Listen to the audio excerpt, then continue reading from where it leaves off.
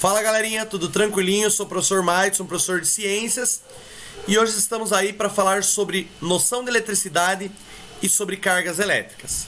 Bom, quando eu falo então de noção de eletricidade, inicialmente nós temos aqui uma tirinha, uma imagem que diz o seguinte, observa comigo lá: sem TV, sem videogames, sem geladeira, sem eletricidade para os nossos dispositivos eletrônicos. Aí aqui vem uma resposta: esse lugar é para pássaros. É uma tirinha que brinca com a importância da energia elétrica na sociedade atual.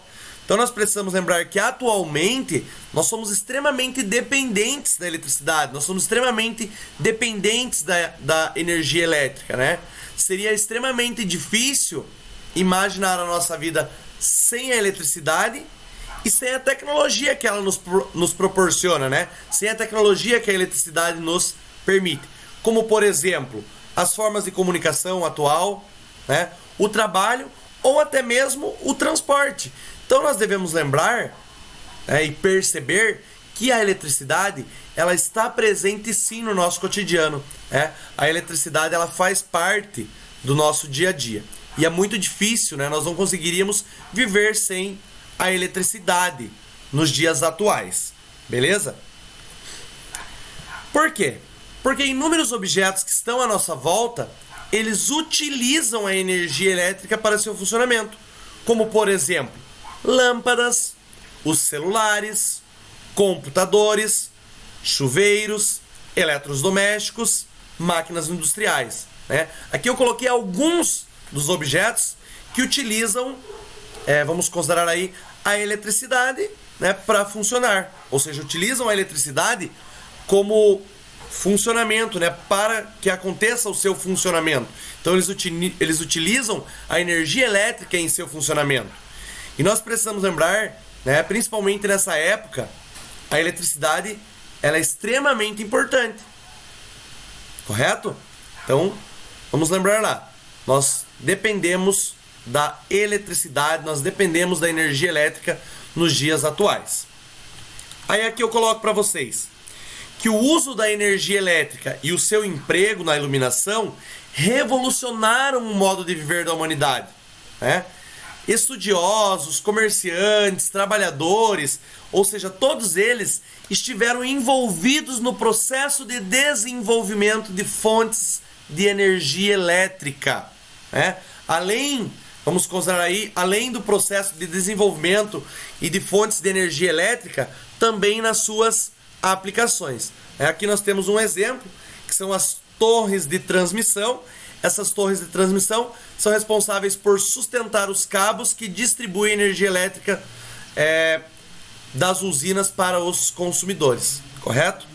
Nas residências, essa energia é usada, por exemplo, para recarregar a bateria de objetos eletrônicos, para iluminar ambientes e muitas outras utilidades, como nós vimos ali atrás no slide anterior.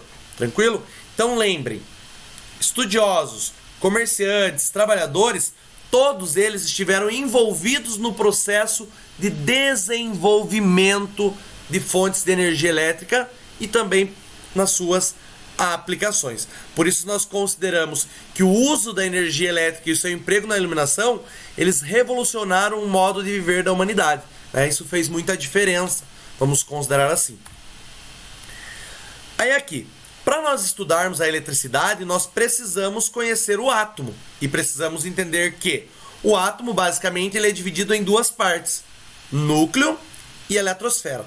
No núcleo nós encontramos os prótons, que apresentam carga positiva, e também os nêutrons, que são partículas sem carga. Tranquilo? É no núcleo que nós temos a massa do átomo, vamos considerar assim. E já na eletrosfera nós encontramos os elétrons, que são partículas de carga negativa. Então o átomo é dividido basicamente em duas partes, núcleo e eletrosfera. No núcleo estão os prótons e os nêutrons, e na eletrosfera estão os elétrons. Aqui nós temos basicamente o que? A representação da estrutura do átomo. Observe, núcleo, uma imagem aqui representada de forma tridimensional, núcleo, com um corte aqui, vamos considerar, núcleo, que é responsável pela massa do átomo, como eu já tinha comentado anteriormente, presença de prótons, que é carga positiva, e nêutrons, que é carga nula, ou seja, partículas sem carga. E aqui nós temos essa nuvem, né, eletrônica, ou seja, a eletrosfera ao redor do núcleo, que é responsável ali pelo tamanho, é o local onde encontram-se as cargas elétricas negativas, é o local onde estão os elétrons. E vamos agora definir aí dentro de eletricidade, precisamos definir o que é equilíbrio eletrostático, né? Equilíbrio eletrostático. Os átomos eles têm a mesma quantidade de prótons e de elétrons, né? Ou seja, eles são considerados eletricamente neutros. Então, quando eu falo de equilíbrio eletrostático, eu devo entender basicamente o quê? Que os átomos apresentam a mesma quantidade de prótons e de elétrons, correto?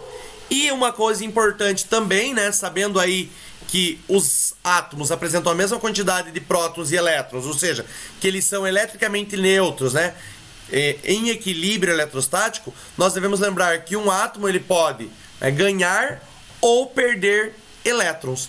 Quando um átomo ele ganha elétrons, ele se transforma em um íon ânion. Quando um átomo ele perde elétrons, aí ele se transforma em um íon cátion. Então, lembrem, um átomo tem a mesma quantidade de prótons e de elétrons. Quando ele perde elétrons, ele se transforma em íon cátion. Quando ele ganha elétrons, ele se transforma em íon ânion. E aqui, né, comentando sobre força elétrica. O que é força elétrica dentro aí da eletricidade? São alguns conceitos importantes que nós precisamos entender. A força elétrica é a força que mantém os elétrons em torno do núcleo, pois os prótons que são positivos e os elétrons que são negativos, eles se atraem, né? Cargas opostas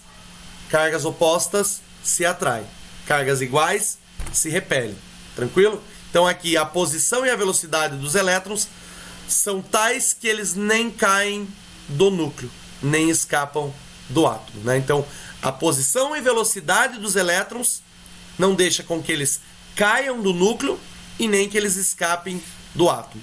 Nós sabemos então que a força elétrica é a força que mantém os elétrons em torno do núcleo.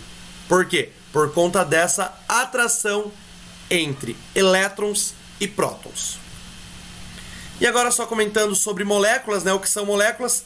As moléculas, na verdade, são conjuntos de um ou mais átomos. E a sua composição, ou seja, a composição da molécula, é que determina o tipo de substância que nós estamos comentando, vamos considerar assim. Por exemplo, nós temos aqui representada a molécula de água, que é formada por dois átomos de hidrogênio, que estão aqui representados na cor branca, e um átomo de oxigênio, que está aqui representado na cor vermelha, tá? Então nós precisamos entender que as moléculas são formadas pela união de átomos, correto?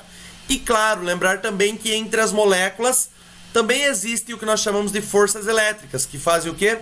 Que fazem com que essas moléculas elas fiquem unidas, ou, vamos dizer assim, mais unidas ou menos unidas, resultando aí em materiais, por exemplo, alguns mais rígidos ou outros menos rígidos, beleza? E aqui comentando sobre a questão das cargas elétricas, né? Já comentei anteriormente, um átomo ele pode ganhar ou perder elétrons. Quando um átomo ganha elétrons, se transforma em íon ânion. Quando um átomo perde elétrons, se transforma em íon cátion. Representação de íon cátion, carga positiva. Representação de íon ânion, carga negativa. E outra informação importante também é que os prótons e os elétrons eles apresentam cargas elétricas de mesmo valor, 1,6 vezes 10 a 19 coulomb. Essa carga elétrica aí é denominada de carga elétrica elementar. E agora vamos comentar sobre a lei de Dufay. O que seria basicamente essa lei de Dufay? As cargas elétricas de mesmos sinais se repelem, como vocês podem perceber aqui, e as cargas elétricas de sinais contrários se atraem. Então, sempre lembrando, cargas elétricas iguais se repelem, cargas elétricas opostas se atraem. Essa é basicamente a lei de Dufay. E a carga elétrica de um corpo, dentro aí da lei de Dufay, ela pode ser calculada pela relação Q igual a N vezes E. Ou seja, quantidade de carga elétrica é igual ao número de elétrons vezes a carga elementar. Beleza, pessoal? Muito obrigado e até mais.